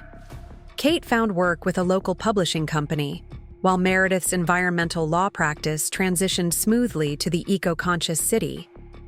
Their presence nearby provided not just practical support, but genuine companionship as I navigated my mid-70s. Jack graduated high school and chose to attend the State University's engineering program, following his grandfather's professional path. During his frequent visits home, he would often spend hours in Thomas's study, poring over his grandfather's old textbooks and project journals, connecting with the legacy of the man whose moral example had become increasingly important to him. Lily, now in her final year of high school, had blossomed into a thoughtful young woman with a passionate interest in gerontology and elder rights, a direct result of witnessing what had nearly happened to me. She volunteered at a retirement community, conducted interviews with elders for a school project on life wisdom, and planned to study psychology with a focus on aging issues in college. "Your experience changed my entire perspective," she told me during one of our regular afternoon teas. "I started seeing how invisible older people often are in our society, how their autonomy gets undermined in so many subtle ways." "A difficult lesson learned through a painful situation," I observed. "But I'm proud of how you've transformed that awareness into positive action." Judith, now 80, had begun to slow down physically, though her mind remained as sharp as ever. We had adjusted our routines to accommodate her increasing arthritis, moving our coffee dates to my house rather than walking to the cafe, gardening, in raised beds that required less bending, watching our Friday night movies in comfort rather than venturing out to theaters. "Growing old isn't for sissies," she would quip whenever her body imposed new limitations. "But it beats the alternative." David and I had gradually established a new relationship, not the unquestioning trust of before, but something more conscious and carefully bounded. We spoke regularly by phone and shared occasional meals, usually with others present. He continued his therapy, both individual and family sessions, working through the complex factors that had led to his ethical collapse. 6 months earlier, I had finally shared Thomas's complete journal with him. The decision came after observing consistent substantive changes in his behavior and values over the preceding 18 months. He had read it slowly, a few pages each evening, often calling to discuss particular entries that resonated or challenged him. "I'm beginning to understand why you and Dad were so content with what others might see as a modest life," he told me after finishing the journal. "You measured wealth differently, by relationships, by purpose, by integrity. I spent so many years chasing external validation that I missed the richness right in front of me. As for me, I continued living, independently in my home, though with realistic accommodations to aging. After a minor fall that resulted in a sprained wrist, I had agreed to sensible modifications: grab bars in the bathroom, improved lighting on the stairs, a medical alert pendant for emergencies. These changes represented prudent adjustments rather than surrendering my autonomy. My advocacy work had expanded gradually, evolving from informal talks at senior centers to a more structured role consulting with elder law attorneys and financial institutions on preventing exploitation. I shared my story, appropriately anonymized, as a case study in how seemingly concerned family members might manipulate cognitive assessment to gain control of an elder's assets. The hidden cameras that had once revealed such painful truths were long gone, but their legacy remained in the heightened awareness they had created, not just within my family, but within the broader community of professionals serving older adults. Dr. Novak, after serving his suspension and completing extensive ethics training, had become an unlikely ally in this work, speaking candidly about how he had enabled family exploitation and the reforms needed to prevent similar situations. One autumn afternoon, as I sat in my garden watching the maple leaves beginning their annual transformation, David arrived unexpectedly. He carried a small wooden box I recognized immediately, a jewelry case Thomas had crafted in his workshop, decades earlier. "I found this at the back of my closet," he said, placing it carefully on the garden table between us. "I took it from your bedroom during that period when I was searching for documents and creating evidence of your supposed decline." I opened the box slowly, revealing my mother's pearl earrings, the ones Rebecca had falsely claimed I had promised to Lily for graduation. Seeing them again after so long brought a rush of memories. My mother wearing them at my wedding, Thomas fastening them for me before special occasions, my own plans to eventually give them to Kate as a connection to her grandmother. "Why take these?" I asked quietly, touching the pearls gently. "They're valuable sentimentally, but hardly worth enough to justify your larger scheme." David sat heavily in the garden chair opposite mine. "It was part of creating a pattern of forgetfulness," he admitted, the words clearly difficult to speak aloud. "If you couldn't find items you valued, it would support the narrative that your memory was failing. And if you accused anyone of taking them, it would seem paranoid. Further evidence of cognitive decline. The calculated cruelty of this strategy, using my attachment to meaningful possessions as a weapon against my mental competence, struck me anew. Yet here was David, voluntarily returning the evidence of his manipulation, acknowledging the specific mechanics of his deception without excuses. "Thank you for bringing them back," I said simply, "and for telling me the truth about why they were taken." "I've been thinking about truth lately," he replied, watching a monarch butterfly navigate the late-blooming zinnias nearby. "About how many layers of deception I created, not just with you, but with Rebecca, with the kids, even with myself. I convinced myself I was acting out of concern and necessity when I was really motivated by greed and status anxiety. Self-deception is perhaps the most dangerous kind," I observed. "It allows us to commit acts we would otherwise find unthinkable." We sat in companionable silence for several minutes, the garden around us preparing for winter's approach, the cycle of seasons continuing regardless of human drama. There was something comforting in nature's indifference to our struggles, its quiet persistence through all manner of upheaval. "I've been offered a position with the regulatory authority," David said finally. "Not as an advisor or planner, but in their education division, developing programs on ethical practice and elder protection. They want someone who understands how financial exploitation happens from the inside." I raised my eyebrows in surprise. "That's unexpected." "I know," he acknowledged with a self-deprecating smile. "The poacher turned gamekeeper. But it feels right somehow. Using my understanding of what went wrong in my own ethical framework to help prevent others from making similar choices." "What will happen to your practice?" I asked. "I'm transferring my clients to a colleague, someone whose ethical standards I trust implicitly. The practice was never going to recover fully after the regulatory investigation anyway. Too much reputational damage, deserved though it was." As he prepared to leave, David hesitated at the garden gate. Mom, I want you to know. I understand now that I'll never fully comprehend the hurt I caused you. The betrayal of trust, the attack on your dignity and autonomy. I'm not asking for forgiveness or even understanding. I just want you to know that I recognize the gravity of what I plan to do. I nodded, accepting this acknowledgement for what it was, not an attempt to erase the past, but a recognition of its permanent impact on our relationship. We move forward from where we are, David, not from where we wish we could be. That evening, as twilight settled over my garden, I fastened my mother's pearl earrings and stood before the mirror in my bedroom. The woman who looked back at me was older than the one who had installed hidden cameras 3 years earlier. More silver in her hair, more lines around her eyes. But she was also stronger, more certain of her boundaries, more committed to protecting her autonomy and dignity. The hidden cameras had revealed a painful truth, but they had also catalyzed a profound transformation.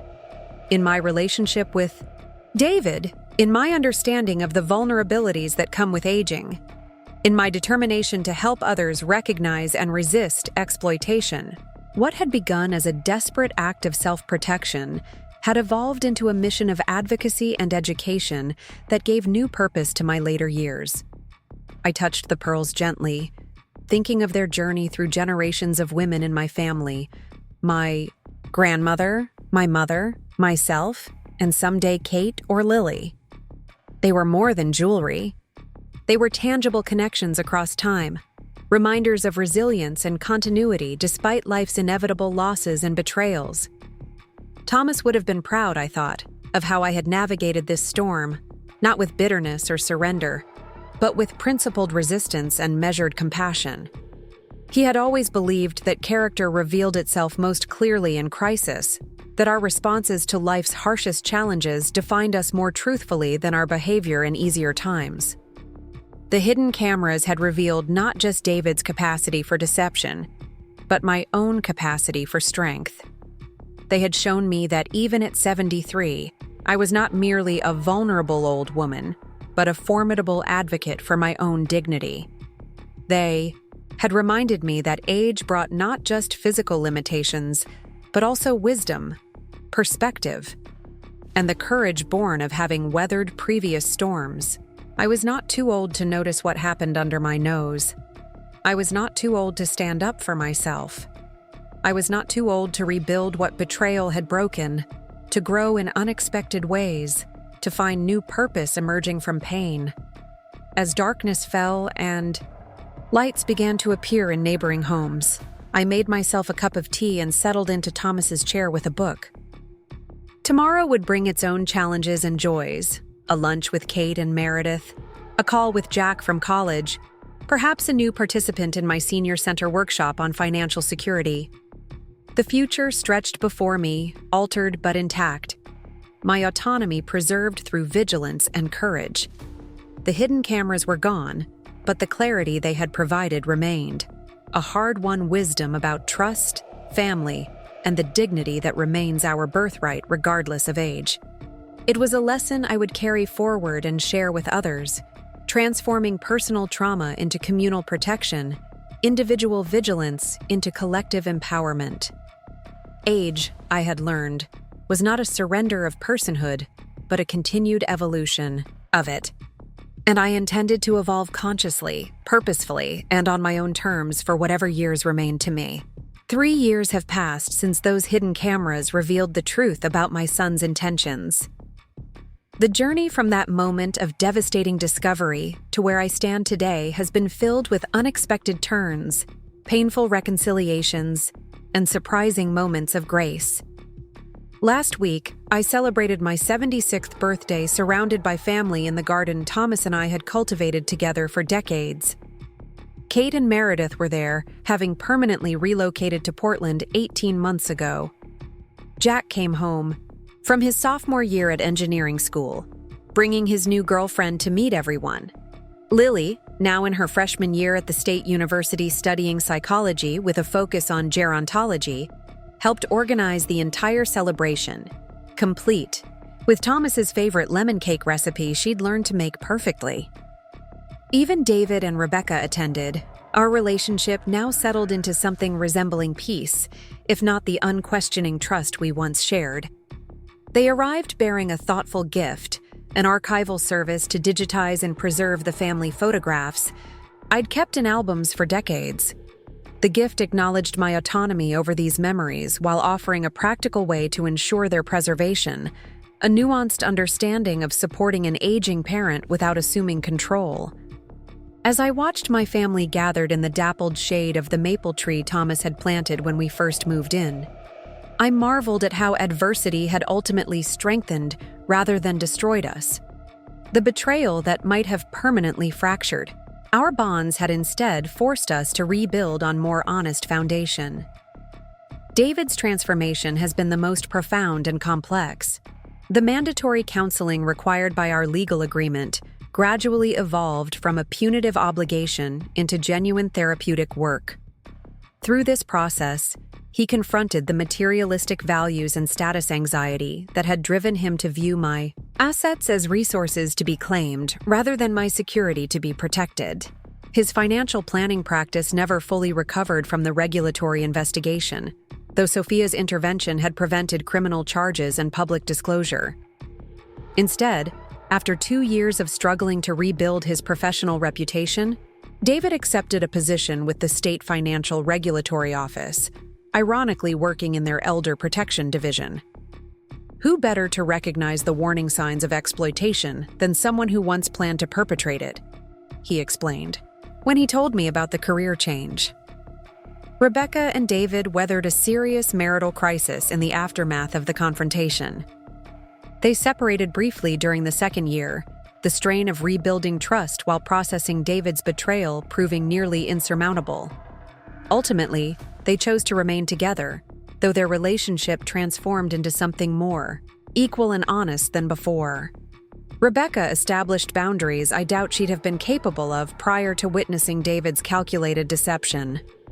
The hardest part wasn't what he planned to do to you, she confided during one of our occasional lunch meetings.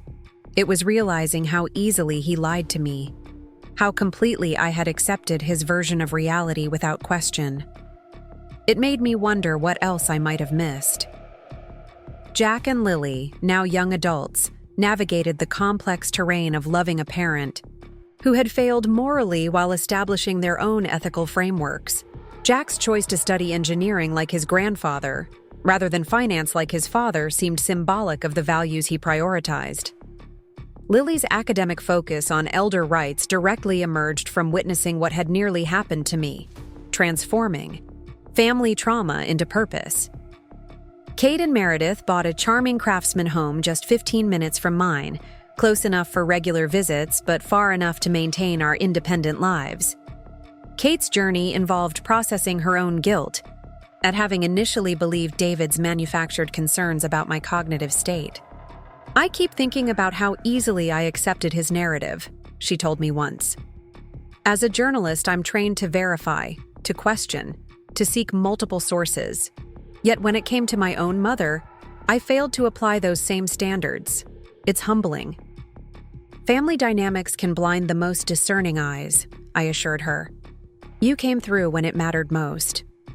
My own transformation has perhaps been most surprising of all.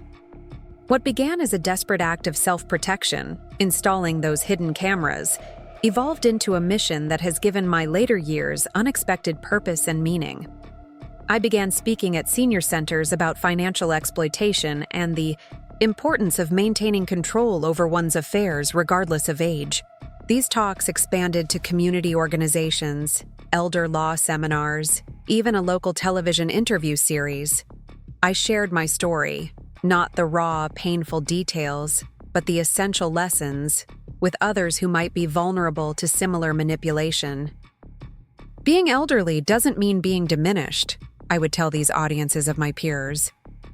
It means having decades of wisdom to draw upon when facing life's challenges. Use that wisdom to protect yourself. This advocacy work connected me with a network of professionals and lawmakers working to strengthen protections for older adults. Last year, I testified before the state legislature in support of a bill expanding penalties for elder financial exploitation and requiring additional safeguards in guardianship proceedings. The legislation, which passed with bipartisan support, became known informally as Eleanor's Law, a legacy I never sought but now embrace with quiet pride. Judith remained my steadfast companion through it all, though age gradually slowed her steps. At 83, she developed severe arthritis that required a cane, yet her mind and spirit remained undimmed. "Growing old isn't for sissies," she would quip, "but it beats the alternative." When she passed peacefully in her sleep last winter, I lost not just a friend but a witness to my life, someone who had known me through every chapter and loved me through every struggle. At her memorial service, I was surprised to see Dr. Novak among the attendees. Following the medical board investigation that resulted from my complaint, his license had been suspended for 2 years. He completed extensive ethics training and, upon reinstatement, refocused his practice entirely on advocating for elder autonomy rather than facilitating family control. "Your case changed everything for me," he said quietly after the service. "Made me confront how easily I had become complicit in family exploitation under the guise of helping. I can't undo the harm I caused, but I can prevent it from happening to others." His words echoed my own journey, transforming personal trauma into broader protection, individual vigilance into collective empowerment. The house around me remains much as Thomas and I had arranged it, though with sensible accommodations to aging, grab bars in the bathroom, improved lighting on the stairs, a medical alert pendant I wear when alone. These modifications represent prudent adjustments rather than surrendering my autonomy, pragmatic choices I've made for myself rather than changes imposed by others. I still tend Thomas's garden, though with help now from a neighborhood teenager who does the heavier work. I still host my book club in the sunroom, the circle of friends expanding and contracting as some members move away or pass on while new faces join. I still prepare Sunday dinners, though the gathering has evolved. Sometimes just Kate and Meredith, sometimes the whole extended family, occasionally new friends from my advocacy work. This evening, as twilight settles over the garden, I sit on the porch swing Thomas built, watching fireflies emerge in the summer darkness. From inside comes the sound of laughter, Lily and her college friends preparing dinner in my kitchen, insisting I relax while they handle everything. Their voices rise and fall in animated conversation, discussing classes and relationships and world events with the passionate intensity of young adulthood. I touch the pearls at my throat, my mother's pearls that David had taken as part of his scheme and eventually returned as part of his redemption. They represent continuity across generations, connection despite conflict, resilience in the face of betrayal. Someday they will belong to Kate or Lily, carrying their story forward along with their beauty. The hidden cameras that once revealed such painful truths are long gone, but the clarity they provided remains, a hard-won wisdom about trust, family, and the dignity that must be defended regardless of age. It was a lesson I never wanted to learn, acquired at great emotional cost, yet one that has ultimately enriched not just my life, but potentially many others through my advocacy. Thomas would have been proud, I think, of how I weathered this storm. Not with bitterness or surrender, but with principled resistance and measured compassion. He had always believed that character revealed itself most clearly in crisis, that our responses to life's harshest challenges defined us more truthfully than our behavior in easier times. As the first stars appear above the maple trees, I feel a sense of completion. Not the end of my story. I have no intention of exiting the stage anytime soon, but a chapter closed with meaning and purpose. The betrayal that might have diminished me instead revealed unexpected strength. The exploitation I narrowly escaped has fueled protection for countless others who might have been vulnerable. I am not too old to notice what happens around me. I am not too old to stand up for myself. I am not too old to forgive without forgetting. to love without blindness, to age without surrendering my essential self. These are the lessons the hidden cameras taught me, lessons I'll carry forward into whatever chapter comes next. Up next, you've got 2 more standout stories right on your screen. If this one hit the mark, you won't want to pass these up. Just click and check them out.